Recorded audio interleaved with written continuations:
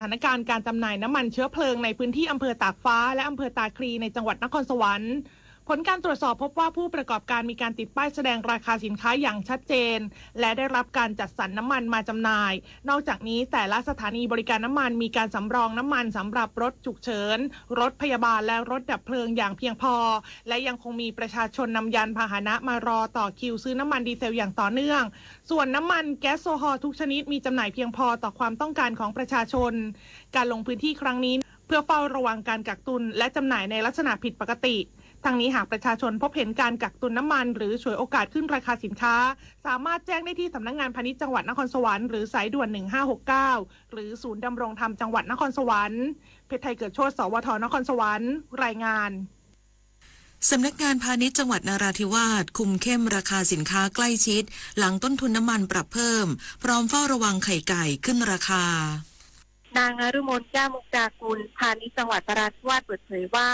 สำนักงานพาณิชย์จังหวัดนราธิวาสได้ขานรับนโยบายกระทรวงพาณิชย์ในการกำกับดูแลราคาสินค้าอุปโภคบริโภคอย่างใกล้ชิดภายหลังสถานการณ์ความไม่สงบในภูมิภาคตะวันออกกลางโดยมอบหมายเจ้าหน้าที่ลงพื้นที่ตรวจสอบราคาสินค้าอย่างต่อเนื่องครอบคลุมทั้ง13อำเภอเน้นสินค้าจำเป็นในตลาดสดและร้านค้าทั่วไป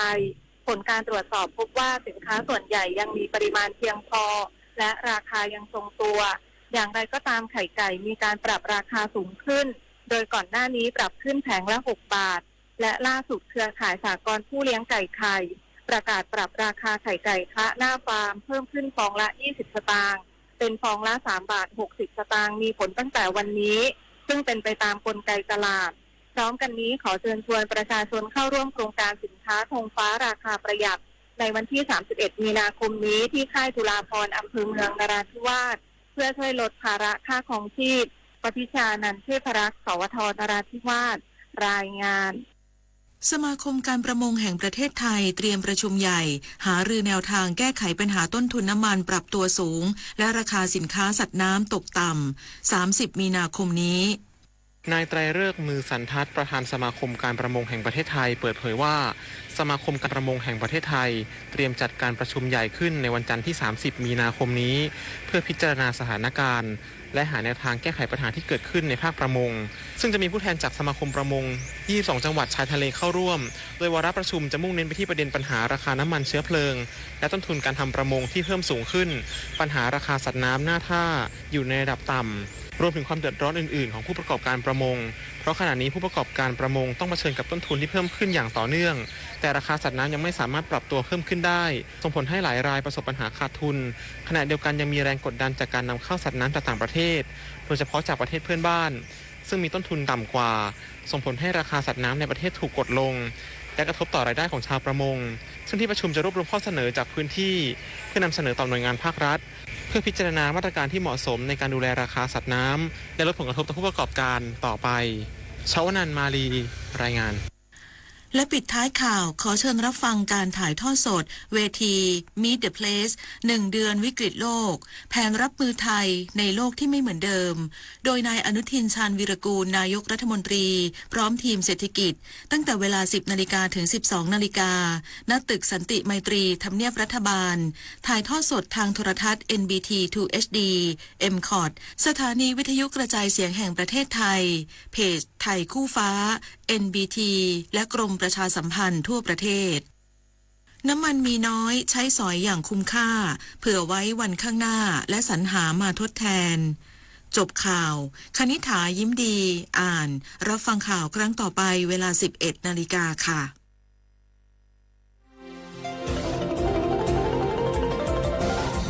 วิทยุแห่งประเทศไทยให้ความรู้คู่ความสุข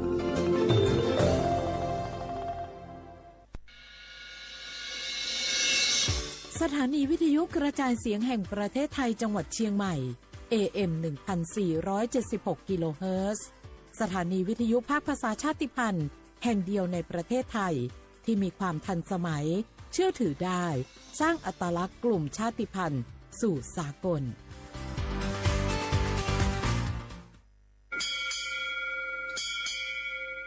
โอโบดะจ้า โอมิชเปอร์ เหมือซุ้มคา ปอกว่า ย้อซง อุดูธรรมา สถานีวิทยุภาษาชาติพันธุ์แห่งเดียวในประเทศไทย ทันสมัยเชื่อถือได้ แล้วพบกันที่ สวทเชียงใหม่ AM 1476 กิโลเฮิรตซ์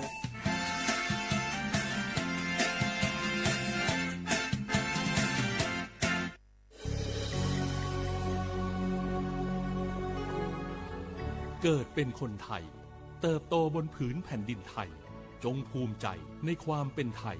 ชาติไทยเรานั้นนับเป็นชาติที่มีความเป็นมาเก่าแก่ยาวนานเรามีภาษา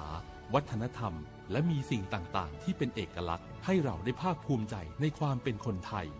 เราควรเห็นคุณค่าและมีความรักชาติหวงแหนแผ่นดินอันเป็นมรดกของบรรพชน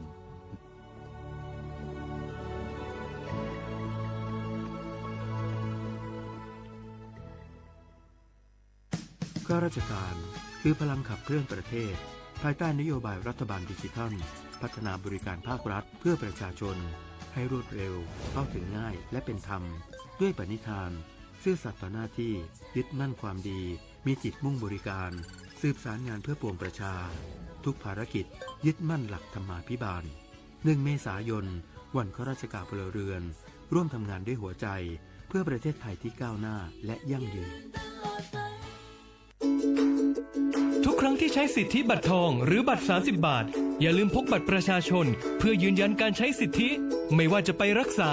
รับบริการป้องกันโรคหรือบริการอื่นๆสำหรับเด็กเล็กที่ยังไม่มีบัตรประชาชนใช้ใบเกิดแสดงคู่กับบัตรประชาชนของผู้ปกครองง่ายสะดวกรักษาได้ทันทีสอบถามเพิ่มเติมได้ที่สายด่วนสปสช1330จ่องหู้คาหือปอดห่องจึงไทยพบทบยาปัญหาการเผาสูงแห้งเตอร์หรือเส10 ล้านไห้โคปากมั่น90%ไผ่ไม่ป่าเถินนั่นลูกตีกัวนอขาเผาหาตั้งกินตั้งย่ำอย่าในเถินคือแลกการเผาไหว้หรือเสเหตุการณ์ให้การสนเอาว่าได้เป็นเพิงต้นเข่ากับอันผูกเลี้ยงตัวสัตว์นั่นในเยาค่ะเป็นปัญหาเฮ็ดให้เกิดหมอกควันกล้อง PM 2.5 เป็นเพเฮ็ดให้ตุ้มเตอถึงป้ายอยู่ลีเฮาค่ะอาสาเข้าคาก็ตีปอดตุ้มเตอถึงตั้งเป็นปอดตั้งเป็นแก่นสาตั้งเป็นหัวใจและออกอ๋อลูกไหวไหลในค่ะห้องการป้ายทรายและเทคโนโลยีตั้งเมืองจึงไทยย้อนผิดหมอกให้ปอแม่พี่น้องเขากึดลือการเผา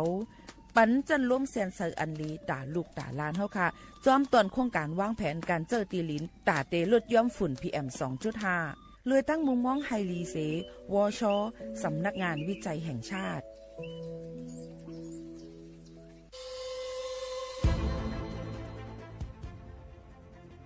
ย้อนผิดหมอกพี่น้องเขามาโฮมเป็นจุ้มเหลียวกันดั้งเจดอนเก้งใหม่โฮมกันแกลิดปัญหาไฟไหม้ป่าเถินหมอกควันก้องควันมูและฝุ่นเล็กๆ PM 2.5 ค่ะสังว่าทั่วพันไฟไหม้กับสืบกว่าตึงลาดไลตีอองตีแกลิดปัญหาไฟไหม้ป่าเถินและหมอกควันเจดอนเก้งใหม่หมายโฟน0531128808ในค่ะเจดอนเก้งใหม่ค่ะออกปักเปิงหมายมีเฮกังแกลิดปัญหาหมอกควันก้องควันโมและฝุ่นเล็กๆ PM 2.5 เนื้อปืนตีเหลออันอ่ำเลยคว้างเฮาเผาผ่านมาดีแอปพลิเคชันไฟดีห้ามเผากำเร็วในนั้นค่ะอย่าไปเผาล้าอำว่าได้เป็นตีกลางปางอองตีห้ามเผาเกยยุกยักไม่ดอกกูอันในค่ะแต่เอาวันที่1เดือน1อิงเกรด2เหงปลาย26ต่อถึงวันที่31เดือน5 2เหงปลาย26ในผู้เหลอเผอเฮ็ดพิษปักเปิงเตญ่าตัวตามตั้งพิษจำหนังปักเปิงหมายมีกำเหลวในนั้นค่ะเลยตั้งมุมมองไฮลีเซห้องการฐานฐาหน้ากอกับสืบเจดอนเก้งใหม่มาโฮมเป็นจุ่มเหลวกันดั้งเจดอนเก้งใหม่โฮมกันรักษาสภาวะฟิงตื้นเป็นเฮ็ดให้จันล้มถวยเจออันลีต้องฟ้าแสนเสออ่ำมีหมอกควันกองควันโม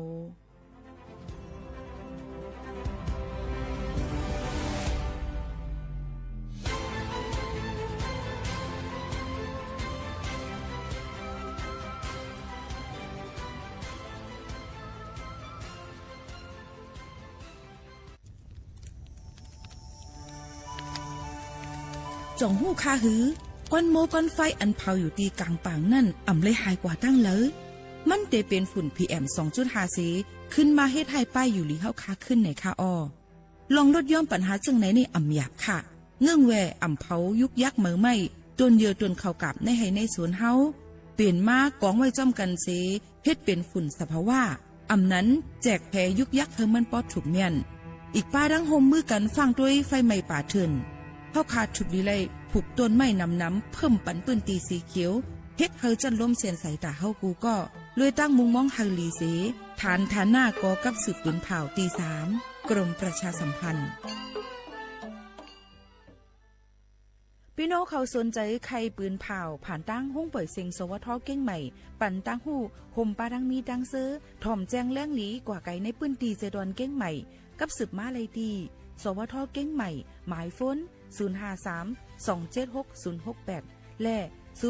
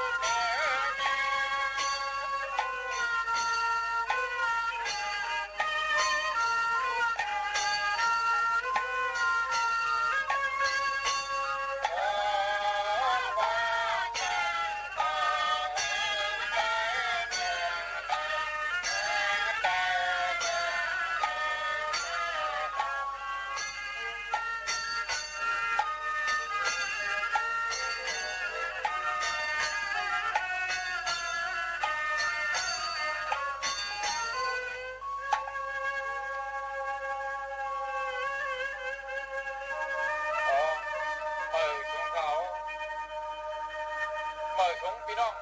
ผู้ถอดเสียงไตดังเสียงขาเขาข้าหมู่ซุ้มเสียงอ่อนเลี้ยงจับไตเหม่อวันพระพี่เมืองคงทำเสียงคำเดียวจากกิเลสเสียวเลยเขาข้าทั้งหมดทั้งซุ้มจะดักเดมีโคกันทำด้วยงานด้านสมัยว่าจ่าเชเลผักก่อนยืนจุดถึงพี่น้องดอกเสียงไตเขาทางวันนี้นะเพื่อนนายก็เพื่อนได้อยู่นี้มีเงินอย่ามาสูงกูก็จะกลับในสิบโจกันในเขาในเงินใจบันท่านความเลยที่ว่าเธอเลี้ยงลักไว้ได้ดอกขึ้นเยอะในทางว่ามิดีปูในกอลุกจ้องดีย่อมในกอมิเฉยเฉยฟังกว่าสิกังเขาลุงว่า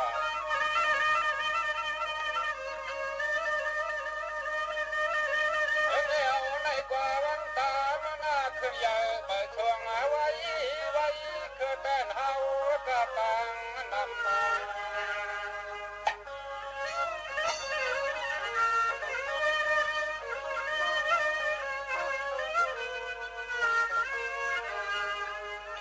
อย่ามายองฟังสุยาหลวงไทยเมาเราก็เหมือนงานนะครับ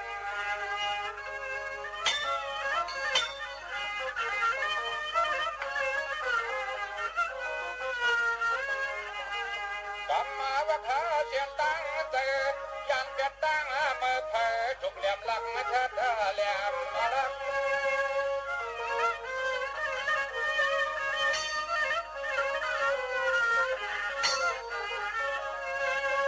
โอ้ได้ก่อนนาพังตะวันก่อนนาเกยย้อนวนขึ้นนาอยู่กูเงือกนา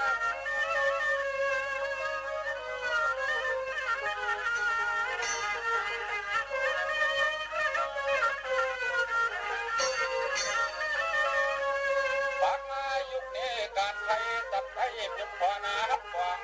ข่าวบางตัดเชือเมืองถูกขับมา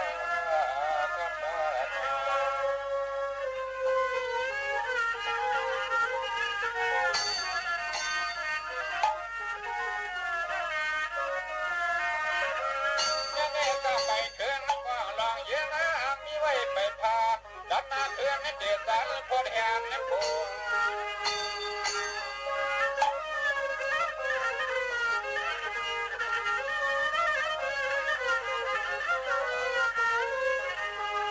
ดูมาจุดไฟเสือครับเรื่องเมืองมาลึกไปอย่าลดบ่อย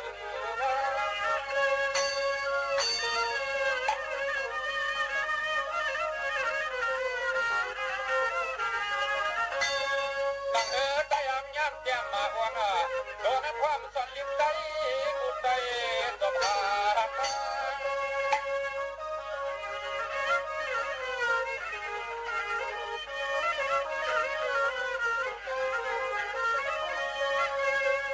ว่ามาอย่างจริงมาตัวมาพร้อมกว่าเก่งเกิดใจไหลเงินขึ้นขึ้นสิ้นเลี้ยงลีนั่น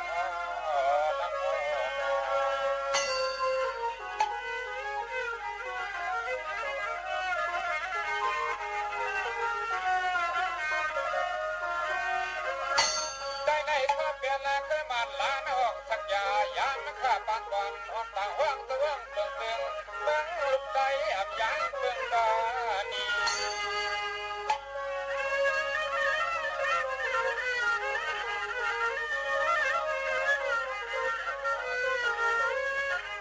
ยังมานั่นนี่ก็ยังไหลโก้ก็เงาห่างเขาลุกขึ้นยังเหมือนมาด้วย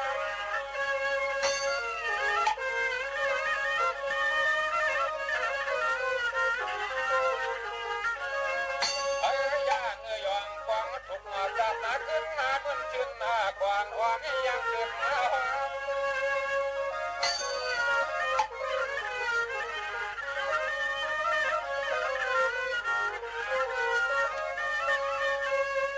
ก่อนมาวัดกันก่อนเมื่อกันเพื่อลักนาหูจักนาดีทุกนาใจไปความจอมมากันจะเหมือนทุกนาไว้เห็นนั้นนะครับ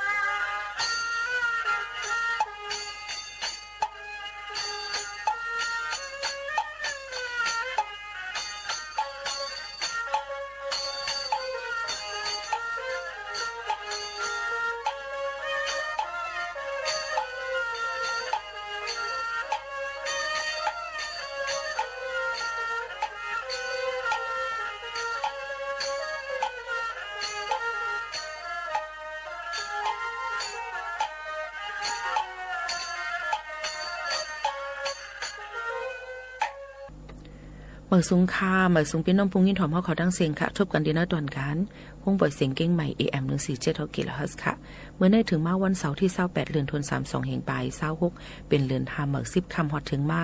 อยู่จอมขาวหมูขาวนุ่นเป็นอ้อยก่ออ้อยเซ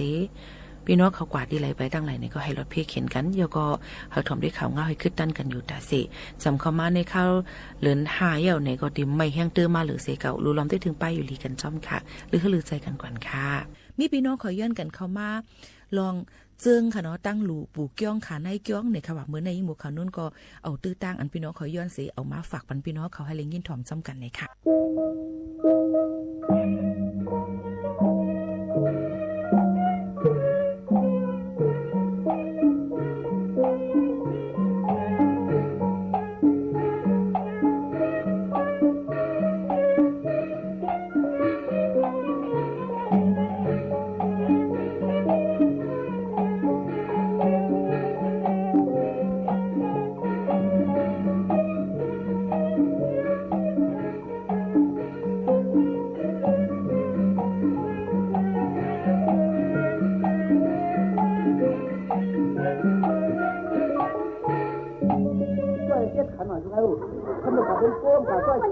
เขาถ้าว่าตัวจะสอนว่าอ้าวเปียกันเลยหรือว่าแพงมันเนี่ยยังไม่เคยรู้ อย่าไปว่านั่นก็ต้องใช้เปียทุแล้ว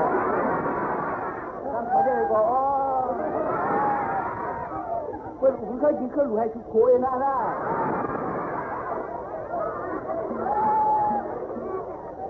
ม่ชุดเชียงจ้าว่าก็ว่ารู้ว่าทุกจ้านี่ป่านหนามันทำคือหนึ่งที่ว่าพิการสียาควายกว่าจ้าแล้วก็อะไรกู้สูงดังการเอาไว้ชื่อเรียกว่าถอนหักกามาหลงต้นเนี่ยคุณจังไหนถ้าหลุดฝันด้วยคนถุงคนท้องกันเสือ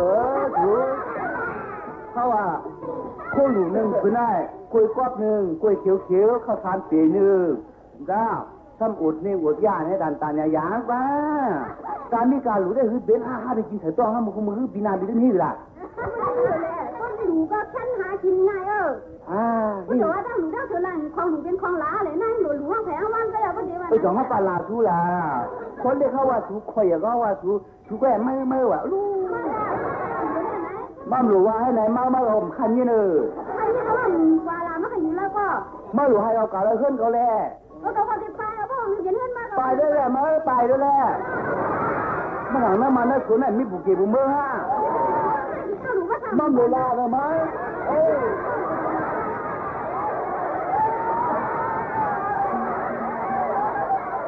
เอาลงมาชั่วกันนายนี่มาชอบมาหลูว่ามันหลูว่าก็นาเมื่อวันเดียมหนักหน้าบ่เขาน้ำตา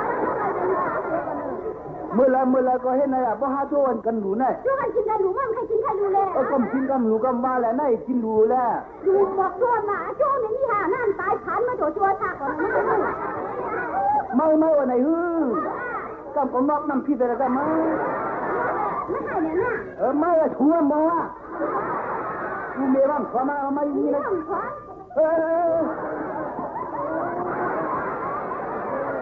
มาตา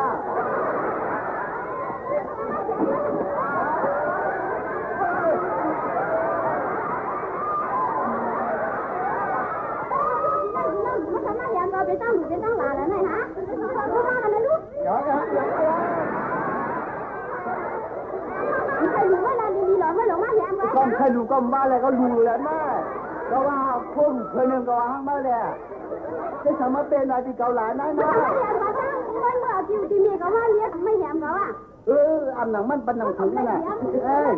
ลาลองนี้แล้วลาลองนี้ถูลาลองนี้ลาลองนี้ถูว่า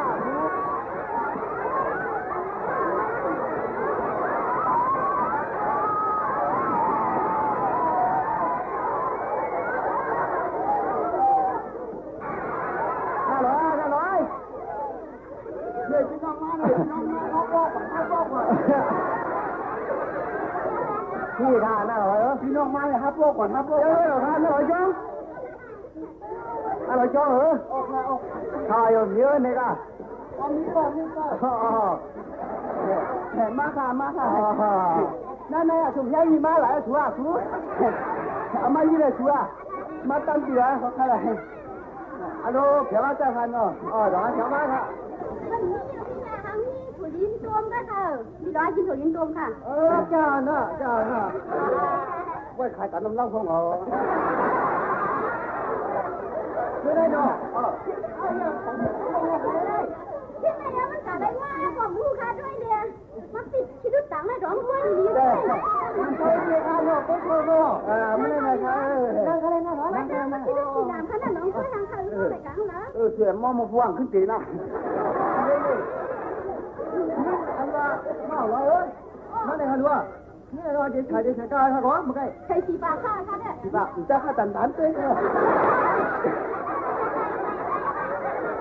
มันเป็นเงี้ยอย่างนั้นเนี่ยไม่เนี่ยกำมันหัวจี้กับโม่น่ะนั่นร้อยยังฮะมื่อไหร่ครับขลุ่มจะล้างมดข่าวตัวเร็วๆจะล้างไม่เอาใครนี่จำไปแล้วเลี้ยงด่าเงินกับว่านั่นก็จะเลี้ยงให้มาใส่กันเลยนะเมื่อไหร่จะล้างไม่ทันพี่น้องในวันเขาได้เมื่อเช้าเก็บได้กระเรือเนี่ยเลี้ยงไว้ค่ะเร็วพี่น้องเขียวเมาป้ามดแถวนี่พี่น้องเขียวพี่น้องล่าใส่ข้างนอกป้ามดแถวดีดูเจ๊ช่วยใส่สีปากมาที่ไหนสีปากเนาะช่วยใส่ได้นะน่าร้อยก็ได้ก็เอาเลยว่าสีปากเนาะน่าร้อยจะว่าขนาดไว้ที่หาไปมาแล้วเงินเฮงอ่ะเงินเฮงอ่ะถูกเงินเฮงบอกตา ได้ยินไม่รู้เลยอ่านกันภาษาที่ห้าของท่านที่ห้ากันไหนน่อที่ว่าเขาค่ะพวกบุไรคำบ้างพวกบุไรคำบ้างเนาะที่ว่ามาข้างนอก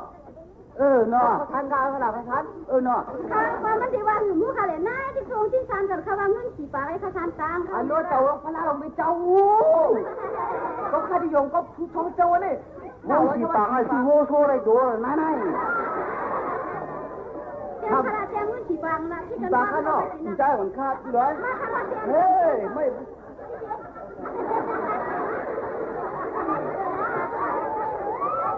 อันนู้ใครดูใจก่อนน่ะคนมันคงกลางอะไรเนาะพี่น้องมาเรื่องบ้างให้หลับกันแล้วถ้ามันติดใจที่พาไปมากจ้าครับผมมาเรียนหลับดีๆทะเลข้าวคนรู้จักจ่ายกินข้าวช่อยน้อยก็ได้ใส่ปากข้าวทานตามค่ะจ้าพี่ร้อยมันเจ๊ช่วยเถอะว่าถ้าได้ดูเพื่อข้างมันเนาะมันพอ12ข้าวเนาะนี่สองเดียวนะตาน่ะเพื่อข้างหน้ามันหลังข้างกันเนาะเฮ้ยช้าชัวเจ้าชัวไม้อะไรไม้ตะล่างอะไรที่บ้านข้างนอกเขาทำงานมาตังค่ะแต่ดันเนี่ยมันจะพี่ร้อยมันจะเป็นคนหลงก้อนโตเช่นจากว่าน่าเสียข้าวกันละเบี่ยงอะไรกว่าพี่น้องใส่อะไรวะอันนั้นใส่ทางสีตังก่อนหนึ่งที่ไหนรู้ละอันนู้นทองตังก็มีฐานตังก็มีใส่ตังเขาเลยน้ำเอ๋ก็มามีแต่อยู่แต่น้ำเขาเนาะทานตีใช่ไหมว่าเป็นไอ้หน้าร้อยเขาต้องหน้าร้อยนอกมันจังเตรียมจะล้างทำมันได้ว่ามือพุงในเทียนไหนนี่มือขึ้นมือช้างจะล้างในเดือนบุกเกี่ยวขาได้มือแล้วที่มือกับขาหน้ามือหนักกันขนาดเขามือขนาดเขามือลอยค่ะใกล้มาเลยค่ะเดียวนะ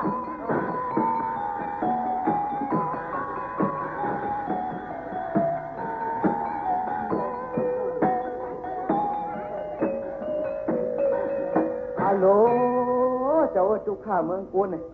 ในวันเรามีของขาบวกแนวงองยากก็หรอกฮะกุนฉากเรียวบานเดียวเนาะกุนติดนะเฮิร์นบานเดียวข้าเขาเจ็บพื้นเดี่ยมมาทางค่ะนะดีค่ะที่เปื่อนเอาชูว่าให้เลยค่ะว่าเขาก็ว่าหลูกันได้ในตั้งหลูเขาเราสุดว่าน้องมันชุ่มคาไม่ได้เนี่ยมันเป็นรองลีรองเนี่ยเขาขาไก่โคกขึ้นเมืองมหานิปานค่ะเนี่ยค่ะเนาะพ่อเนี่ยคนไหนเป็นตามนี้กาเขาเลยพวกโก้ชินเชียนกันไหมคนเอาเครื่องสมรรถะมันตั้มกว่าทุกก็แต่ได้ก็ว่าน้ำอ่ะกับคาดีไรก็หือความน่ะผีว่าเปลี่ยนได้ใช่หือก็มันไหลออกกันมันหกยันใครกันมันเหลือจะไหนมั้ง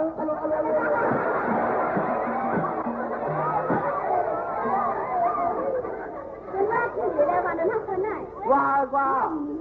เมื่อทำการมีขวัญขวัญไอ้จ้ำล่ะใครอ้ามห่างไหมที่เชียงก็อยากถามมาให้ทางถามให้มันจะถึงเจ้าก้อนถึงตายใหญ่เนี่ยน้องไอ้กาแล้วรู้การมีการมึงแล้วรู้ถามมึงอะไรเชี่ยมมั่วแล้วเนี่ยตั้งทางก่อนมาแขนมาชี้ประเด็นนั้นน่ะต้องแขนชี้ให้ว่าห้าลูก่อนไอ้กาเพิ่นคนลูกเพิ่นหนึ่งเงินหนึ่งเฮงมึงจะมาถามนั่นนะเงินหนึ่งเฮงไหนนะหนึ่งเฮงจ่อยมันอ่านเฮงแปลกมันถ้าหลูนั่นก็มากันรู้ด้านมาใครรู้นั่นก็มากันเชี่ยวให้ยึดหนูกันนั่นมากันหนาวเมื่อไหนมาเมื่อไหนวะเอาสุดจุกันหนูเนี่ยเมื่อวะรู้เอาถุงลิ้นของโอ้โหเยี่ยมหมดโอ้แต่เยี่ยมเหมือนมากคนเลยหลวนมาเขาขอบผมนี่เลยคนอ้อมอีอ้อมแย้มกันเลยหลวนนะใส่คิดงานกันพวกพ่อเฮียมันขอบหนุ่มฮันเลยเราเมื่อเทือนมาเป็นมาได้เยอะมือเขาเข้าเลยฮะนี่มันเข้าน้องตามาป้าจะแขกแล้วอ่ะเข้าไม่ทางลีเดนนารู้มาแต่ลิ้นกลางล่ะกลางหัวลิ้นกลางมือเล็บมือก็เป็นเหมาไอ้แอนน้ำก้ามาให้เขาเป็นไรมือเกี่ยวกับที่บาตัวแหละให้วางก็วันก็จะมาได้เดียววันนั้นสุดลูกกำผู้เจ้เขามาแถวนั้นห้ามอายเบอร์น่ะแถวหลุดเท้าก็เท้าเฮียก็ยาวนะหลุดนั้นเนี่ยมันแห้งน้ำหนาล่าเลยตันอย่างก็ช่องเขาไปหาหลังเงินข้ามันมีเรื่องทำเดี๋ยวมากินล่ะเจอสายพองไว้พองว่า เอาอุ้มเมียเขาวันไหน กินข้าวมันกินดู ไอ้ก็เอามาเลย ตายถูกได้นาวไว้ก่อนอุ้งนี่กินข้าวมันกินอยู่น่ะ ดูอยู่ดูก็กำว่าแช่ หมอกตัวหนาวเฮ็ดกว่าไม่ก็มันกว้างมันก็อยู่ เฮ้ยก็กำลังเนี่ยเมื่อ มันจะมาขี่เลยอย่างหลังมา มีเรื่องอะไรไปจำเหมือนไรไม่เป็น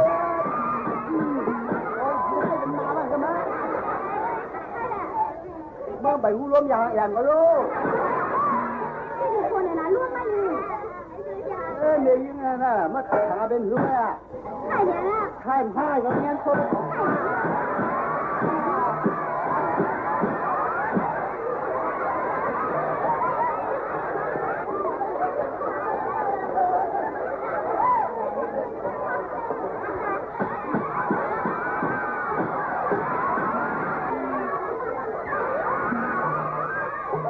ไม่เฮ็ดอะไรนั่นเลย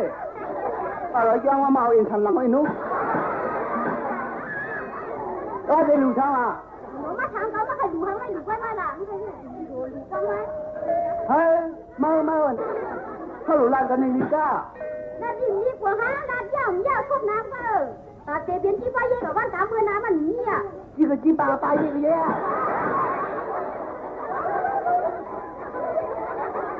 ครบไปในตั้งนัดนะ ตั้งร้านมาแค่จะจีปลาเย่ละการเขียนมันเหลือมาใครรู้อ่ะ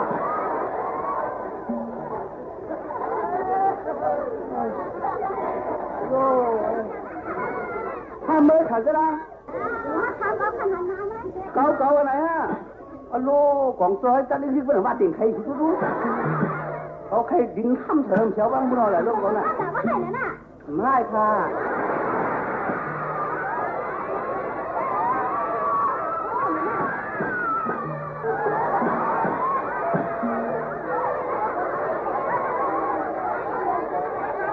ไม่จะมีลูกน้องมันจะไม่ นาที่กลางหรือกลางบนเขาจะไหนแน่ ได้หึมเป็นกามกับมือถัดซาล่างแหละก็ว่า คนมาเอาถือเพื่อนถือเย่ทำเธอล่ะ เมื่อหวังว่าพวงตั้งอยู่ คนมาเขาเป็นเพื่อนคนมากไอ้เพื่อนไม่หูแต่ใส่กระล่างน่ะ ก็มาถูกนะก็มาของมาบ้าละคนที่จ้างกันมาเลยแล้วมาบอกว่าเขาอยู่จนเดียวลาดตัวกันนี่เนี่ยชัวร์ เขาลงไปไหนยาว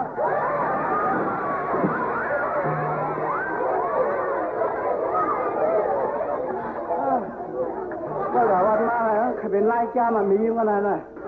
เดินลากันเจ้าไหนในห้างทำดีทำงามมั้งว่ามาหาเตี๋ยหรือหาต้านมาเลยก็ว่าจะไหนเสียก็ถึงยืนอะไรอ่ะมาน้องแอบถูกดับนิ้วไม่หมอนให้รู้ว่าขวาเมื่อนบุกเกเขาละ ป้าบันเข้าไปกันนะขอเป็นเมียได้ยังไง มาเป็นเมฆเขามาเป็นเมฆเขา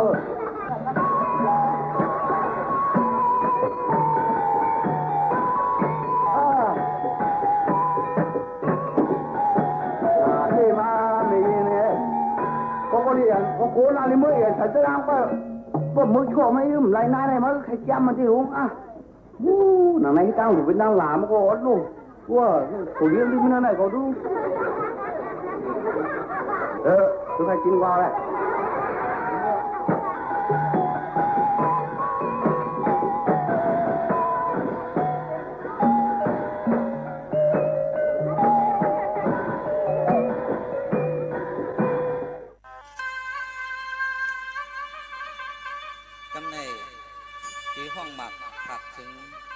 น้องยิงน้องทรายเขา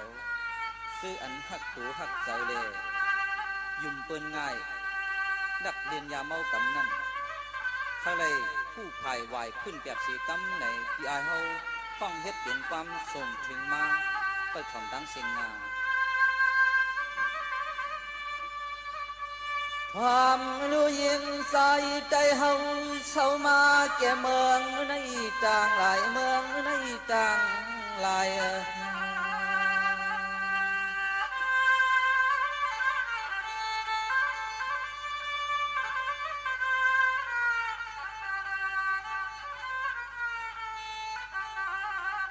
ปีเตย้อนหมอกหลาดเก็บมาตองใหม่ใส่ไขย้อนหำชีลองนี้ลองไล่น้องยิงน้องใจไว้หายามิงเมา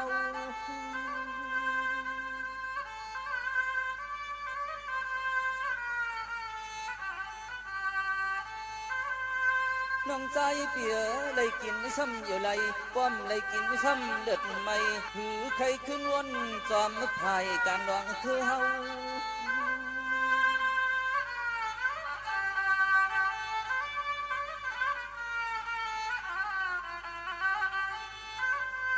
เมียวว่าเปิ้นเฮ็ดให้ลืมหวานเมืองสักเคอเลภาษาเหมือนจังเฮาสิยอกามาสิบมาแก้มเฮาโดเจียวหูลักแหลมยาวนายาวนา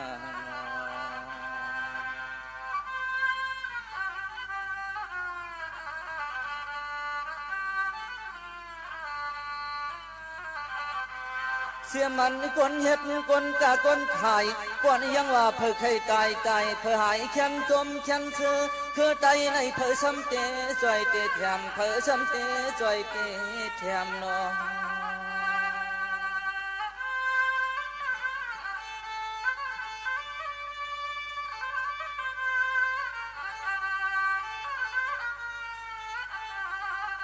สามวันเตยลูปานสัตตันตะโลกะเฮลาติจานันจากคือความหึงยาว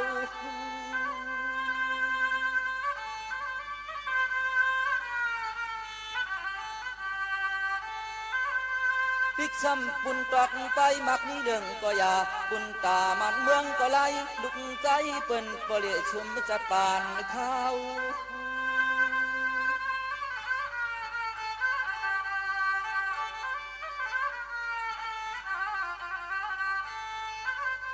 เมียวว่าในมันจางมีวดไปอะไรตอบแทนเตอเจอลูกป่าลานเขาโดขึ้นไล่การยาวนา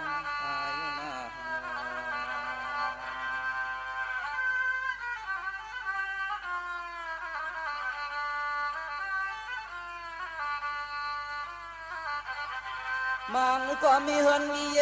มีเมมีกามักมีลีเปลี่ยนกระเดียนโตว่าไว้มาสำตกควักตกทางตกอยากตกผ่านใน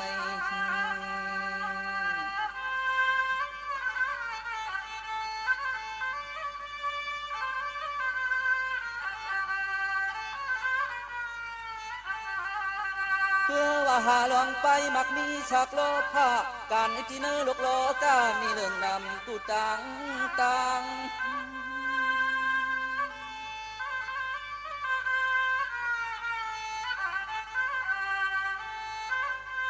เสียมันกายอยู่ขายอยู่กินสู่ก็อย่าลองตาหักเปียงเจอเคยในควางสัมปไว้ยอมไม่เมาพาง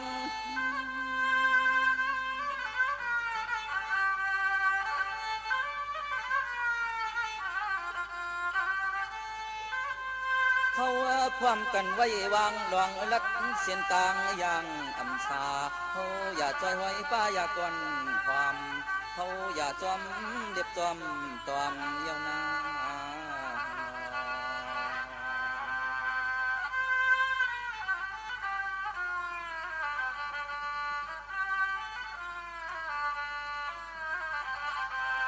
เจ้าน้องยิงน้องใจเอาเข้าตั้งลายต้องหมายสุดนึกปันมังก็ปอบผ่านปอมวยก่อนจับใจอย่าเจอในมันห่างไว้หน้าตาเปิ้นต้อยลอม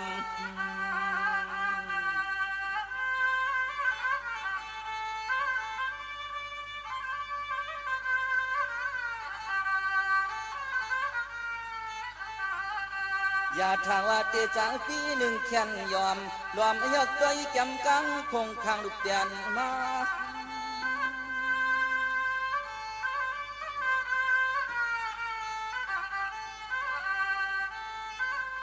ผู้อยู่ปอสวมเตซ้ำในไข่ซ้ำไข่โทยินโตลายไตง่ายแขนถูกเตยเปิ้นอาลา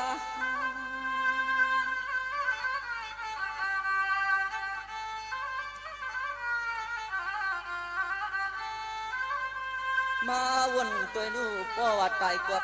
การมันเมืองหาหกก็ไต่ย่อยอมย้อนจอมยาแผ่นเปิดมี50จำอันให้เฮาอำซุ่มจะตั้งนำให้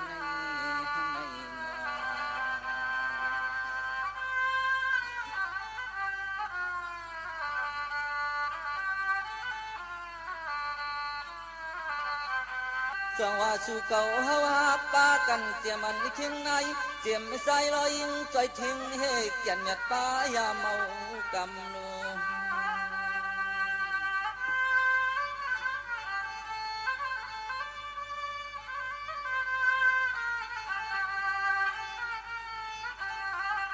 เฮาโลดจอยไหวขึ้นออกจากตั้งเสียงตั้งนำเชลเฮ็ดนำต้นปุ่นควันกาไปเช่นตั้งเฮา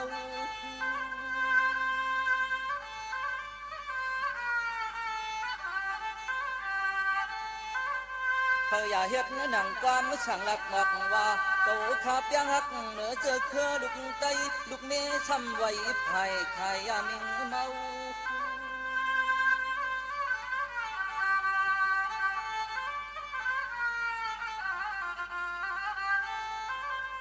เพราะว่าบนนี้กูเจอหน้าก็กอดใจฮักเธออยู่มันเพียงอย่างมกเปิดจุกเธอมีอะไรเจียวกว่างเจียวหูแดงเจอยัง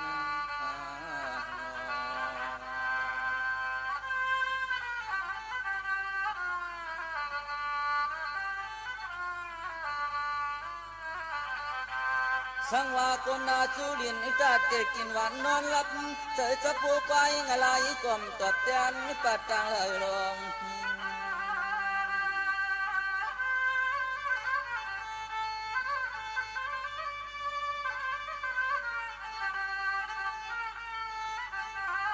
เฮาก็จึงเฮาป้อหูการลดดังเฮาป้อไว้วางเส้นต่างเก่าเฮาปลังมา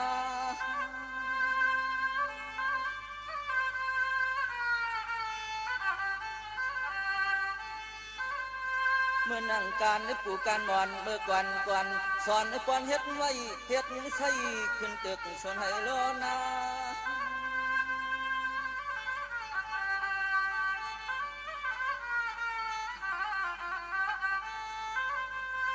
ย้อนหลดป้ากูนำกูนี้ลองเทอันเจริตัง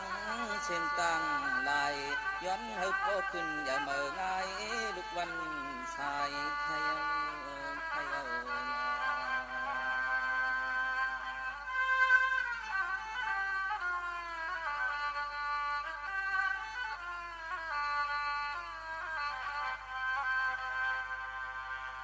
อ๋อค่ะเพ่งความปันเก่าปีไส้อ่องเต้งค่ะในซุ้มจะแซงหมอกก่อนใต้ฮาคาไรห้องไว้ฝากดอนจูถึงพ่อแม่พี่น้องผู้ถ่อมเขาคือก็กูก้นตั้งหมดตั้งสิ่ง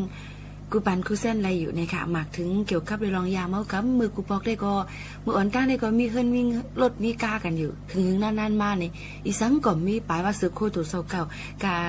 อมมองอันนี้ก็สัมปติเมียวในค่ะเนาะอันนี้ก็เป็นรองตั้งก้นติดจับยาเมากับกอบนั้นแหละย้ำพ้องแต่เหลียวนั่นก็ยาเมากับเพเตือนกว่ากูตีกูตั้งกูวานกูเมืองกูตีกูตั้งอ่ำเลือกว่าจันทานมันอ่ำเลือกว่าผู้อ่อนก้นยิงก้นใจอ่ำว่าค่ะก็นั่นแหละหลูเลยฟังกันไว้ลองอันอำลีนั่นอย่าไปกว่าสูงมืดมันล้าในก็ขยันฝากฟังไว้ปันปอมในพี่น้องเขาตั้งหมดตั้งสิ่งกูก้นตั้งหมดตั้งสิ่งอยู่ค่ะนะยังพ้องแต่เร็วคาฟิงฟ้าราศีแปกปึงหลายๆเหมือนกันค่ะรูรวมด้วยถึงป้ายอยู่ลีโดเจ้าเก่าหรือนั่นก็รูเลยรูรวมด้วยถึงตัวสัตว์อันนั้นค่ะเล่งไว้นั่นจอมเลยพักเย็นนั่งเกี่ยวขาก็จังลู่จังตายกว่าเลยเหมือนกันก็ย้อนฝากฟังให้ปันเจ้าให้เจ้าสนเจ้าหน้าเขาตั้งหมดตั้งสิ่งก็นั่นแหละมาฝากไว้ปันปอมในพี่น้องเขาจังหนังในจอมค่ะก็กำนำในเขาขาดเด็กก่อพื้นก่อไผ่ไกลกาเพราะว่าเขาขาดเตรับเตนอนเลยสังเตก็ให้สังเสมมากุลมันมาพัดมาเป่ากูจังล่ามกว่ากูจังใหม่กว่าไรลองไรอันกำนั้นเลยหรือเอานำนั่นขึ้นมาหดไผ่นั่นจอมไหนค่ะเหมือนกันค่ะคนราคาก็เหมือนกันค่ะนะเปิ้นปูเท้าก้นเก๋เขาเพราะว่าแต่ปังมิงกบกูกันคอปันป้อนอ่อนลีผู้ใหญ่ก้นลงเขาในเปิ้นก็เตว่าพวกก้อนหนึ่งเป็นไฟก้อนหนึ่งก็หรือเลยเป็นน้ำเนี่ยค่ะอย่าไปเป็นไฟหนังกันไหนค่ะนั่นค่ะเนาะก็มาฝากตอนถึงกันเปิ้นก็แค่ลาดว่าเฮาหมอคึงปองให้สั่งลองนาเฮิรนแต่ที่อยู่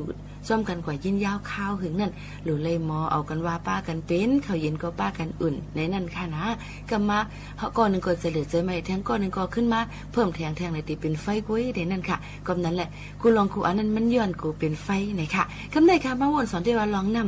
ำในเฮาค่ะมันก็ว่าห้อมรู้นำอำเจอค่ะก้นเฮาค่ะในมนุษย์สาวค่ะสัตวะทั้งสิ้นหลุนนำเตว่ากุ้ยกะบ่มันนำป่นตีนั่นเพียวอาลาเฮ็ดให้เป็นนำถ่วมนำนองนั่นจ่องมันเตลีค่ะ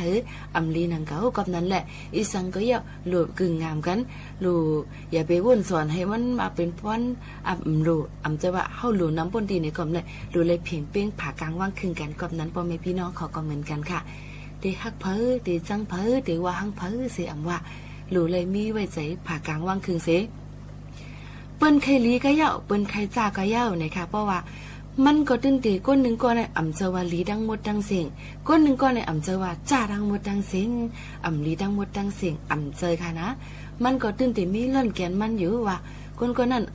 มันอ่ำลีเสตาลองพ่อนลีอันมันเฮ็ดสั่งอันนั้น1 2 3 4มันก็ขับใหญ่ลงมาปันพ่อนลีเฮาขายอยู่ในกำนำพี่น้องแต่เฮาค่ะนั่นป้อเปิ้นรวมเหี่ยวเนี่ยเด็กโจมให้เหยียบป้อคำลีนงกะคำตีนงกะอ่ำปันเปิ้นเลยออกมาพุดเลยเกิดมาแค่มีกันค่ะนะก็นั่นแหละอย่าไปเอาลองตั้งข้าวย้ำอิดอ่อนอีอ่อนก้อยเสมาจันกันตัวกว่าเรื่องหนังไหนเนี่ยค่ะใครฝากฟังให้ปันกำนำเป็นค่ะเพราะเปิ้นมากเปิ้นมีเปิ้นอำนี้เสตาก็อย่าเปิ้นใครเป็นนั้นก็อย่าแล้วยุกยองเปิ้นเขานั่นลีเป็นนั้นมีเงินเขาก็ลำเนืองหนาในก็อำเจอนังเก่าเนี่ยค่ะหรือเลยไว้เจอผ่ากลางว่างคืนค่ะเขามีนั่นเขาให้อยู่เลยมีมาเขากินเน็กเต็งก้นวันก้นเมืองให้มีมาเขาเฮ็ดสั่งเลยมีมาเขากล้าขายเลยร้องตั้งสมัครชื่อว่าเขาเลยมีมาหรือเลยด้วยจอมว่าพ่อนดีพ่อนจ่าอันนี้อันจ่ามันมีไว้อยู่อำใจว่าป้อเปิ้นมีก็ใจอยู่ค่ะไผมีเงินก็มันเป็นเจ้าไผมีเขาก็มันเป็นคุณเกยค่ะเฮาคาขึ้นหรือวนสอนได้แทงว่าอันเขามีเนื้อนั่นเขาเปกกินได้เด็กเตียงเฮาจังหืออันเขามีอยู่นั่นเขาเฮ็ดกันเลยลองตั้งอันถูกแม่นเฮมีอยู่5อันเขามีมักมีเงินค้ำอยู่นั่นเขาเฮ็ดจังหือในถูกดีเลยไว้เจอผ่ากลางว่างคือสิแจกแพ้กันป้อข่าวมอแจกเพชรอันลีอันจ้าเนี่ยเฮาได้อยู่ง่ายลงเจอในจอมกวนมนุษย์สาวขายอยู่ในค่ะยุ่มยำว่าเจ้าหนังในเสเอาลองธรรมะตราใส่ใจเกี่ยวก่อเฮ็ดลองตั้งลีกันนำค่ะนะอย่าไปเฮ็ดลองการมือการให้กันเสียอิดเนี่ยย้อนฝากฟังให้ปันตั้งหมดตั้งเสียงกูก็กูก้นอยู่ในค่ะอยู่ซ้อมขาวยิ่งโมขาวนุ่นเสื้อหนังในก็ปีน้องๆเขาขานั่นกำน้ำกดทีลาดมาว่าเดี๋ยวเลยเฮ็ดซึ่งหือละคนเฮาขานั่นเกิดมาอำเลือกอะไรหรือมันเป็นวดก่อนวันหลังนี่อย่าไปว่าค่ะวดกลางวันหลังนั่นวนว่าเฮาเฮ็ดลีเหมือนไหนอำไรเหมือนไหนมือพุกมือฮื้อมาเฮาแต่ไรลีอยู่อย่าไปวนว่าอันแล้วเปิ้นเฮ็ดลีก็เฮ็ดลีมากก็คืออำไรลีเฮ็ดจ่ายกันอย่าไปวนล่าๆไหนค่ะมึงก็ขยันฝากฟังให้ปันจ้อมยินชมเข้าใจค่ะพี่น้องเขากับสืบทงตักกันเข้ามาปันแห้งเจอกันแต่เป็นซึ่งคือก็ยาวเฮาขาขึ้นเด็ดถอมดังห้องไปเสียงเฮาขายอยู่ในปันแห้งเจอกันเข้ามาจังหนังไหนและแฮบสิงตุ้มย้อนจังหนังไหนก็เป็นพ่อลีดาบผู้ซัดรายการก่อนหนึ่งในยาวเนี่ยค่ะตอนถึงปอเมพี่น้องเขาตั้งหมดตั้งเสียงเนี่ยค่ะนะก็เป็นข่าวเงาลองเพกึ่งกลางอันไข่เปลี่ยนอันไข่ให้มันเปลี่ยนฉะนั้นก็ยังตึกมีมาอยู่เนี่ยค่ะป้อไว้เสียข้าวกระเดียวก็เตียนมีเป็นข้าวใหม่ดังใจค่ะหมอกวันกองกวนมูอันเปิ้นเผาเยยาจ้อมให้จ้อมถึงจ้อมเหลือก็เตีมีมาเพอันนี้แล้วค่ะเป็นดังเป็นลุ่มถวยใจก็เตีมีมาน้ำก็หลุดเลยตนกันเสือเจอเหตุกังไว้กูก็กูก้นตั้งหมดตั้งเสียงค่ะถอมด้วยจึงปู่ตั้งหลู่ปู่ก้องค่ะนายก้องเนี่ยค่ะสืบถอมด้วยค่ะ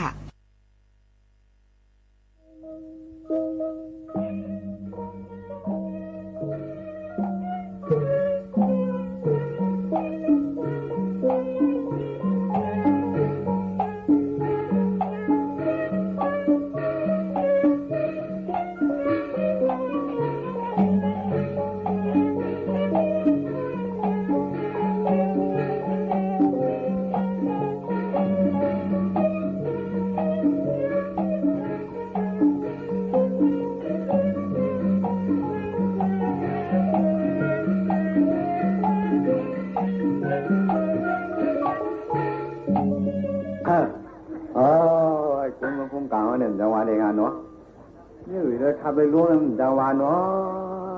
ถ้าใครรู้เองนี่ก็มีทางหายใจโฟนมีทางจังหวะจังหวะเนาะมันเกิดการหันเลยขนาดเนาะข้าวขอเต็มก็จังหวะค่ะนี่ได้เนาะ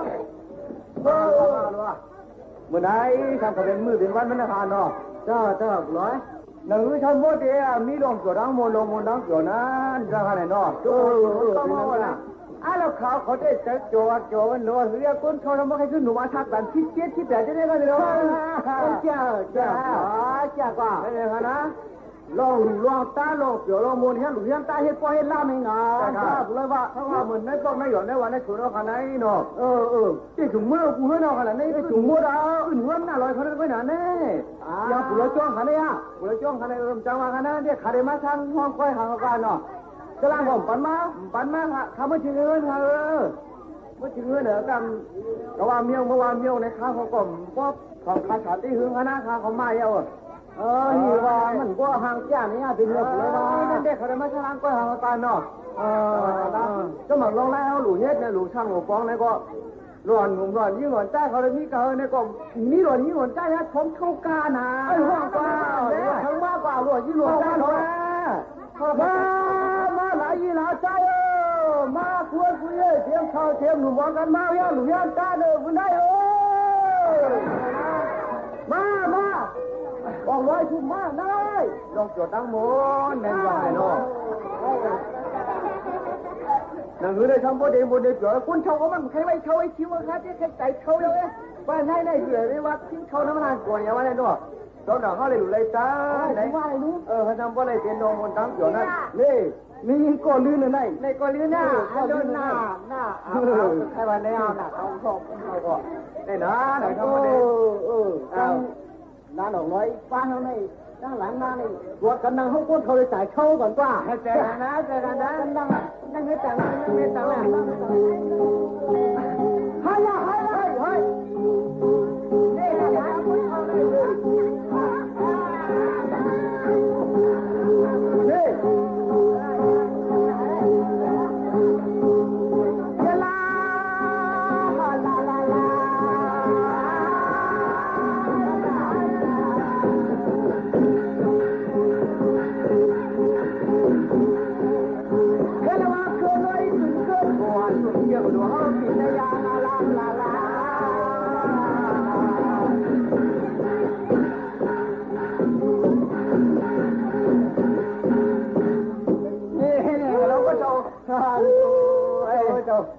คือจะได้ตั้งอันขึ้นร่มยากันนั่นน่ะเหรอ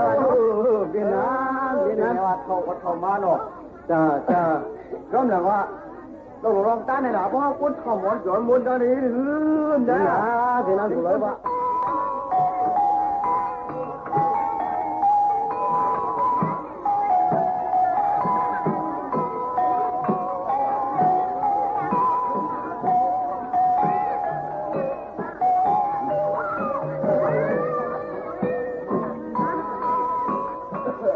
ก็ได้ไม่ได้ตั้งหรือตั้งหรือว่าแค่แนนคุยทำเตรียมควักได้หรอนั่นลูกใครรู้มั้ยล่ะเนาะลูกใครรู้มันเงินทำปากเลยทำร่างคุยเลยทำภาษานั่นแหละมาหาแรงมาเงินนั่นทำปากนั่นมาหาแรงต้องผมมานะมาจริงกับดูไม่อยากไปมาคิดก้อยมันกะก็มันกะปากมาเมื่อถึงจะไม่รู้ว่ามาหรือว่าตั้งหรือนั่นทำขึ้นเมื่อสีดังที่วันนั้นได้หรออ๋อไว้สังเกตนานี้เลยเปลือกถั่วลิ้นทางถึงก็ว่ามึงเจ็บแต่หน้าจะเป็นมันโอยหล่อนเต็มครอบนิดกินออกมาก็เข้าตั้งนั่นโอยน่ะเป็นผู้หัวน่ะเป็นหาเต้ฉันนั่งเขานั่นเป็นหนูแก่ไปไหมในหนูแก่เลยมาตอนกินแก่เลยมีการเดินแก่เลยได้เวลาตอนเงินทำปากมาเอาอันนี้เราเจอของมาเอาก็เลยเอาเงินนั่งเงินก่อนนะไอ้เงินของเงินมาเนี่ยเขากันหาหือไปแจกมันมามันกะละคนเป็นป้าเขาเป็นคนหลุดป้าตาน่ะนะเรามาชวนขี้กี่นายยังนั่นจ้าก็มาชวนนั่นน่ะเปิดใช่อ่ะโอ้ทีนี้เสียงกองเสียงมองคำว่าต้องคุ้นรับเจ้าเองเหรอเนาะก็ได้เสียงชวนในนั้นก็ไม่ใช่การวันเขาว่าใครหลุดชวนพึ่งมาชวนดูล่ะก็มันดูย้ายมั่วละตั้งหลุดใครตั้งหลุดมันใครมอหลุดว่างไรจะเตะมาอย่าให้ย่ามเที่ยงให้คนย่ามเลยเขาได้ครับนี่หรอจ้าก็เปลี่ยนแขนมาเนี่ยล่ะก็กำใจหือตัวเบิ้งในเท้าเบี้ยงกันในเขาเยื่นตัวเมื่อกำนำหนังกันน่ะใครมั่วยาเยื่นตัวฟ้าเขาช่วยนาลูกหลานอันชื่อมินามันน่ะสวนได้กว่าก็มันบางยมือหรอก็ถือว่านะก็มีกองทัพเขาแหละเดี๋ยวมามองรู้เด็กมาเนี่ยก็มองเขาก็เด็กมาหมอก็เด็กถามมันปุ้งก็ถามลูกมอง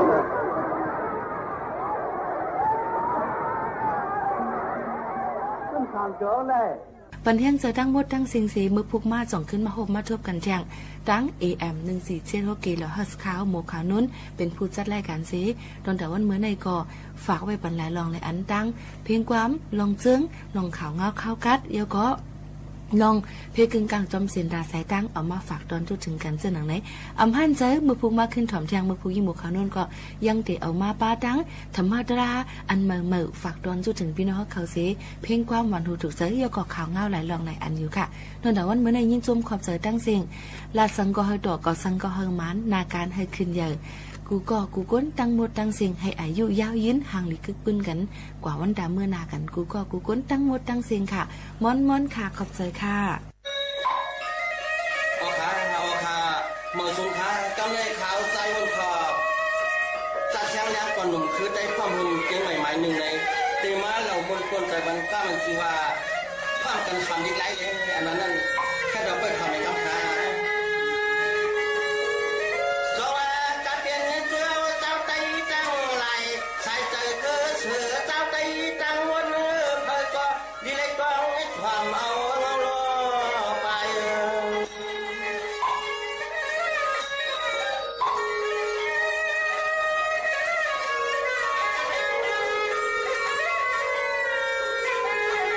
เมื่อในใจสร้างปีวนความจุ่มจัดใจเจ้าเกียงใหม่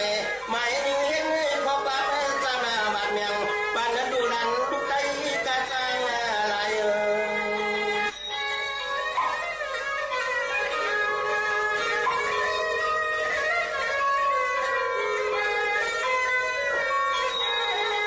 เธอจะมาพึ่งเช้า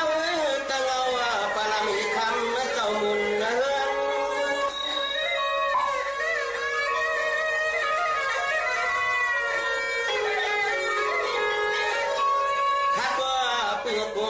นตาเจ้ามุงสุมาเมื่อจองที่ยิ่งงามจองคำสุมุงไม่เหนือเจอเธอเอา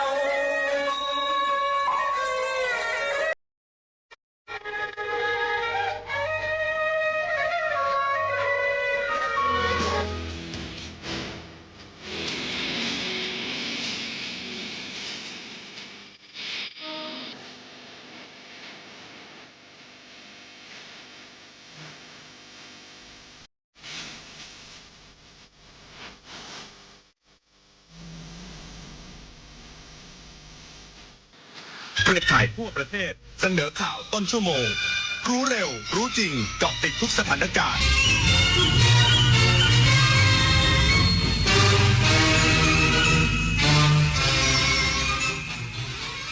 รับฟังข่าวต้นชั่วโมง 11 นาฬิกากับคณิษฐายิ้มดีค่ะนายกรัฐมนตรียืนยันรัฐบาลกำลังเร่งแก้ไขปัญหาการขาดแคลนน้ำมันในบางพื้นที่อย่างเต็มกำลังในเวที Meet the Place 1 เดือนวิกฤตโลกแผนรับมือไทยในโลกที่ไม่เหมือนเดิมอีกสักครู่กลับมาติดตามรายละเอียดค่ะเพื่อนจะรีบไปไหนสตาร์ทรถทิ้งไว้ก่อนเดี๋ยวขึ้นไปเอาของบนออฟฟิศแป๊บนึงหยุดเลยสตาร์ทรถทิ้งไว้เปลืองน้ำมันนะแค่ไม่กี่นาทีเองพลังงานไม่หมดโลกมั้งคำว่าแค่แป๊บเดียวของทุกคนรวมกันหมายถึงพลังงานมหาศาลที่ถูกทิ้งไปเปล่าๆเลยนะจริงด้วยนึกว่าเรื่องเล็กแต่มันเรื่องใหญ่กว่าที่คิดอีกนะเนี่ยร่วมกันประหยัดพลังงานเพื่อประเทศชาติและโลกของเราข้าราชการคือพลังขับเคลื่อนประเทศภายใต้นโยบายรัฐบาลดิจิทัลพัฒนาบริการภาครัฐเพื่อประชาชนให้รวดเร็วเข้าถึงง่ายและเป็นธรรมด้วยปณิธานซื่อสัตย์ต่อหน้าที่ยึดมั่นความดีมีจิตมุ่งบริการสืบสารงานเพื่อปวงประชาทุกภารกิจยึดมั่นหลักธรรมาภิบาล1 เมษายนวันข้าราชการพลเรือนร่วมทำงานด้วยหัวใจเพื่อประเทศไทยที่ก้าวหน้าและยั่งยืนวิกฤตพลังงานวิกฤตตะวันออกกลางวิกฤตพลังงานเชิญชวนคนไทยประหยัดไฟฟ้ากันตั้งแต่วันนี้เริ่มง่ายๆปิดไฟที่ไม่ใช้ปิดเครื่องใช้ไฟฟ้าที่ไม่จำเป็นปรับอุณหภูมิเครื่องปรับอากาศที่26 องศาเซลเซียสสวมเสื้อผ้าระบายอากาศงดการสวมสูทเดินขึ้นลงบันไดในอาคารแทนการใช้ลิฟต์ลดรายจ่ายลดใช้พลังงานร่วมฝ่าวิกฤตครั้งนี้ไปด้วยกันแสนอาลัยสมเด็จพ พระพันปีหลวงไทยทั้งปวงหมองหม่นก่นร่ำให้พระผู้เสด็จสู่ฟ้าสวรรคาลัยแนบดวงใจตามพระบาททุกชาติภพปวงประชาน้อมสำนึกในพระมหากรุณาธิคุณเป็นล้นพ้นอันหาที่สุดมิได้ข้าพระพุทธเจ้าคณะผู้บริหารข้าราชการและเจ้าหน้าที่สถานีวิทยุกระจายเสียงแห่งประเทศไทยกรมประชาสัมพันธ์นายกรัฐมนตรียืนยันรัฐบาลกำลังเร่งแก้ไขปัญหาการขาดแคลนน้ำมันในบางพื้นที่อย่างเต็มกำลังในเวที Meet the Place 1 เดือนวิกฤตโลกแผนรับมือไทยในโลกที่ไม่เหมือนเดิมนายอนุทินชาญวิรากูลนายกรัฐมนตรีและรัฐมนตรีว่าการกระทรวงมหาดไทยกล่าวในเวที Meet the Place 1 เดือนวิกฤตโลกแผนรับมือไทยในโลกที่ไม่เหมือนเดิมณตึกสันติไมตรีทำเนียบรัฐบาลเพื่อชี้แจงแนวทางการรับมือกับวิกฤตพลังงานและผลกระทบจากความขัดแย้งในตะวันออกกลางที่ส่งผลให้ราคาน้ำมันโลกพุ่งสูงขึ้น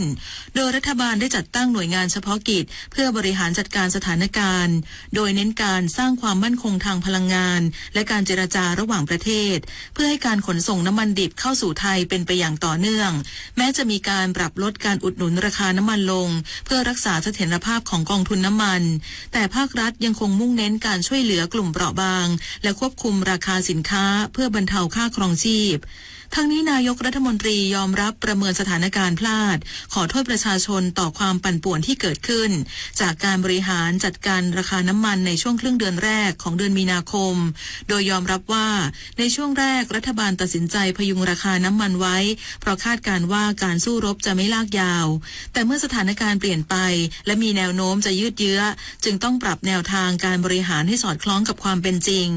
อย่างไรก็ตามขอความร่วมมือให้ประชาชนร่วมกันประหยัดพลังงานและเตรียมพร้อมรับมือกับสถานการณ์ที่อาจยืดเยื้อยืนยันว่ารัฐบาลกำลังเร่งแก้ไขปัญหาการขาดแคลนน้ำมันในบางพื้นที่อย่างเต็มกำลังรัฐมนตรีว่าการกระทรวงการต่างประเทศยอมรับยังไม่ทราบชะตากรรม3ลูกเรือไทยบนเรือมยุรีนารี